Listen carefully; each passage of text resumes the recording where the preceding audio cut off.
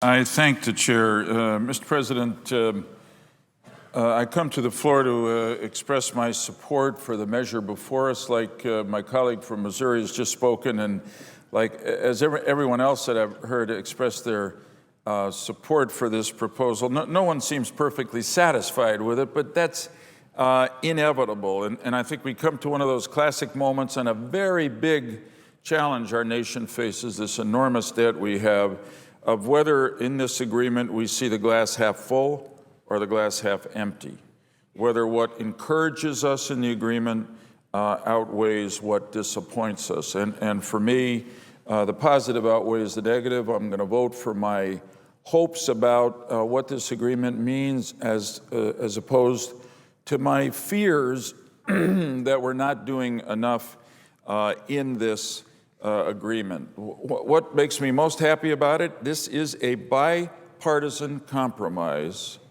that really does turn the corner, turn the ship of America's state away from greater and greater deficits and a greater national debt, and in the direction of balancing our budget once more, in the direction of reestablishing classic American values of discipline and thrift and concern about our future and investment in our future, which we've lost in our federal government through the work of both parties, executive and legislative branch of our government.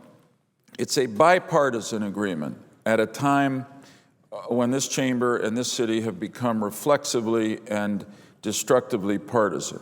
And that's encouraging to me that it is bipartisan. It's a compromise at a time when this city has become ideologically rigid.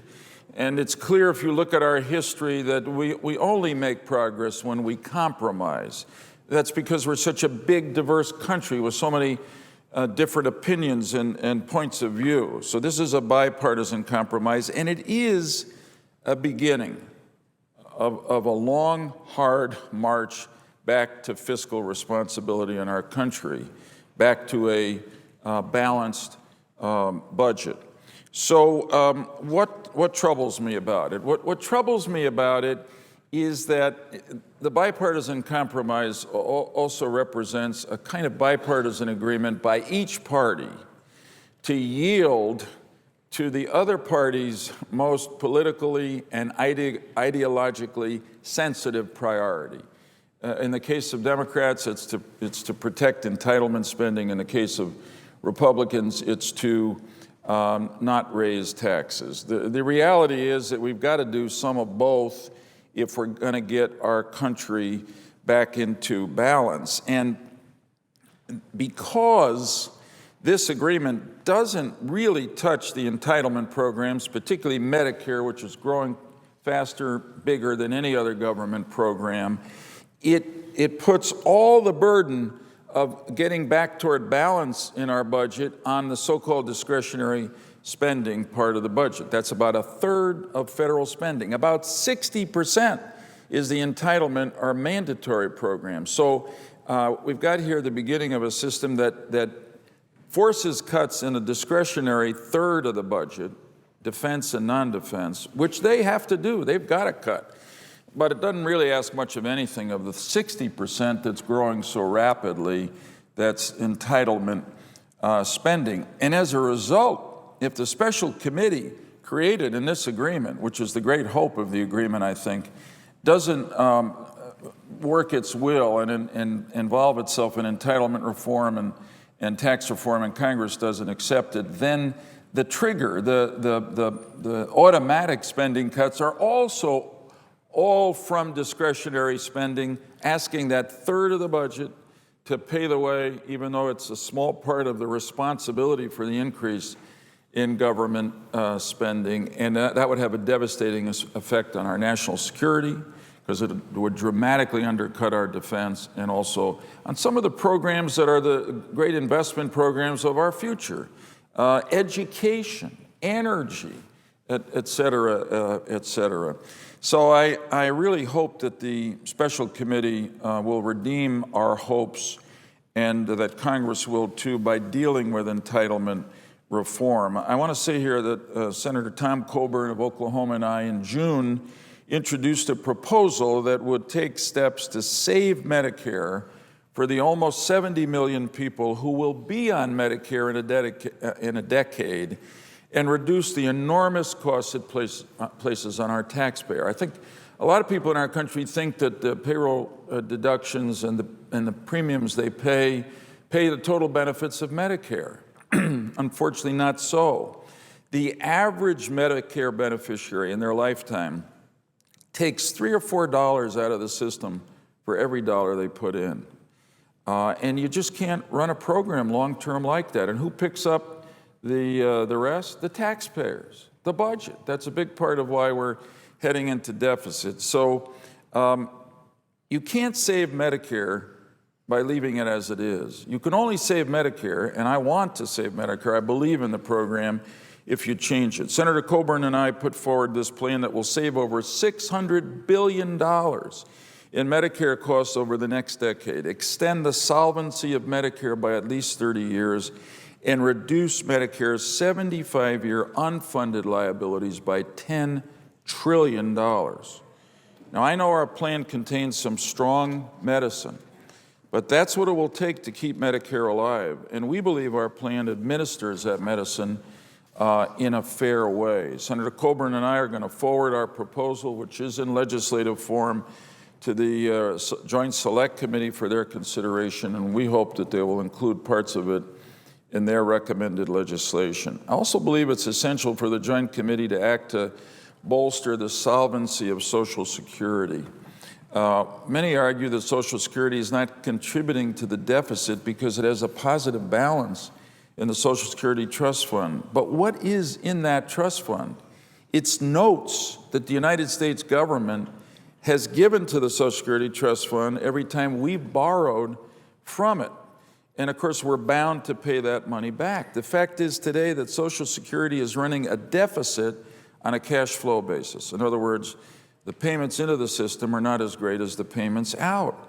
And they'll continue to do that in increasing numbers for this foreseeable future. What does that mean? It means that the Social Security Trust Fund has to come to the federal government to redeem the bonds that the government gave Social Security when it borrowed the money. And how does our government pay back the Social Security Trust Fund? By borrowing over the next 2 decades, $2.6 trillion currently held in IOUs plus interest. If we don't do something to save Social Security, when we hit the year 2036, Social Security will only be able to pay benefits to the extent that they're covered by incoming receipts, and that will mean a sudden, shocking, painful 23% cut in benefits for senior citizens. We've got to begin to enact reforms now to slowly save Social Security, and we can do it. I want to indicate today to my colleagues that Senator Coburn and I are working again on a bipartisan proposal to secure Social Security for American seniors for the long term, and we hope to have that done in time to also forward to the special committee for their consideration. So bottom line, we can't protect these entitlements and also have the national defense we need to protect us in a dangerous world while we're at war against the Islamist extremists who attacked us on 9/11 and will be for a long time to come. We can't not touch the entitlements or raise taxes and create a tax reform proposal and expect to protect all the programs of investment in our future that mean so much to America's families, education, particularly alternative energy, investments in our transportation system.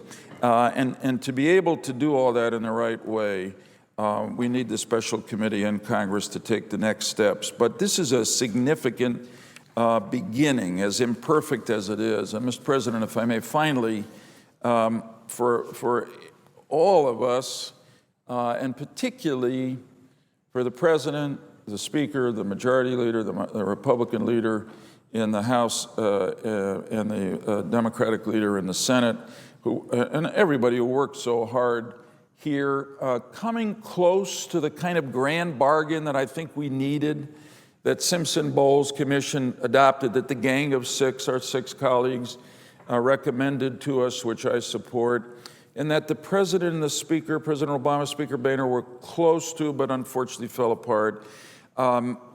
There's disappointment that a lot of us feel in this, but perhaps to set it in a broader context, I want to quote from an op-ed piece, excuse me, in the Wall Street Journal today, written by David Rifkin and Lee Casey, who are 2 lawyers whose work I've long admired. And here's what they say to take us back and perhaps remind us that we fill these seats for a short period of time. We act within a system created by our framers, and we do our best. Rifkin and Casey write today, the debt ceiling crisis has prompted predictable media laments about how partisan and dysfunctional our political system has become. But if the process leading to the current deal was a spectacle and a 3-ring circus, as someone put it, the show's impresarios are none other than James Madison and Alexander Hamilton. Our messy political system is working exactly the way our founders intended it to. And then I go toward the end of their op-ed piece. The key point has been made. Excuse me, let me start a paragraph ahead. Rarely in our system do the participants, whether in the White House, Senate, or House, achieve all or even most of their goals in a single political battle. But the key point has been made. Few now suggest that we can continue on our current spending binge. That is the beginning of a consensus and a good start towards genuine change. The framers would be pleased at the spectacle. I thank the chair, and I yield the floor.